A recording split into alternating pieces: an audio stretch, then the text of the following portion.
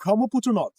আমি এখন দাঁড়িয়ে আছি ময়মনসিংহ এর খুবই ঐতিহ্যবাহী একটা চমৎকার জায়গা, জয়নুল আবেদীন পার্ক।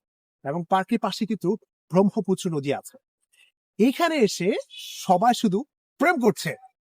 এখন কথা হচ্ছে, স্যার আপনি কি করছেন? আমি ভিডিও বানানো ট্রাই করছি এবং এই জায়গাটাকে আমি উপভোগ করছি।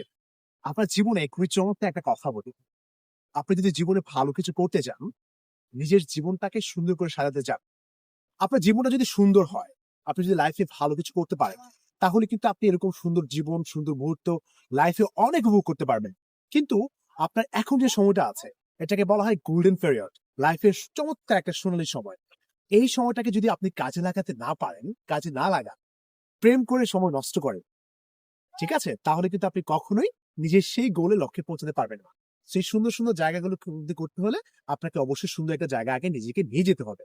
তো সুন্দর জায়গায় এসে শুধু প্রেম করলে হবে না, নিজের জীবনটাকে নিয়ে থিঙ্ক করতে হবে।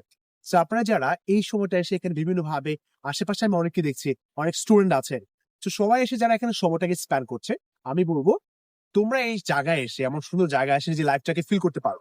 অনেক সময় দেখা যায় আমরা আমাদের নিজের লাইফটাকে ফিল করতে পারি না বা বুঝতে পারি না আমাকে কি করতে হবে। তো তোমরা যদি এমন সুন্দর একটা জায়গায় আসো, নিজেকে ফিল করতে পারো, নিজেকে নিয়ে একটু থিঙ্ক করো, তাহলে দেখবা যে নিজেকে নিয়ে অনেক কিছু ভাবার আছে, অনেক কিছু বোঝার আছে। তো শুধুমাত্র সময়টাকে নষ্ট না করে নিজের লাইফ নিয়ে থিঙ্ক করো, এই সুন্দর জায়গাটাকে অবজার্ভ করো নিজের ভালোবাসা দিয়ে। কাজকে ভালোবাসো, নিজের সময়টাকে ভালোবাসো। সময়টা নষ্ট হচ্ছে কিনা সেদিকে খেয়াল রাখো।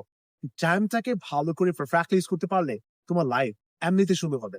এবং এই সুন্দর জায়গা এবং এই সুন্দর চমৎকার ভিউ তুমিও কিন্তু একদিন অনেক বেশি করে উপভোগ করতে পারবে। তো সবাইকে এই সুন্দর জায়গা থেকে অসংখ্য ধন্যবাদ।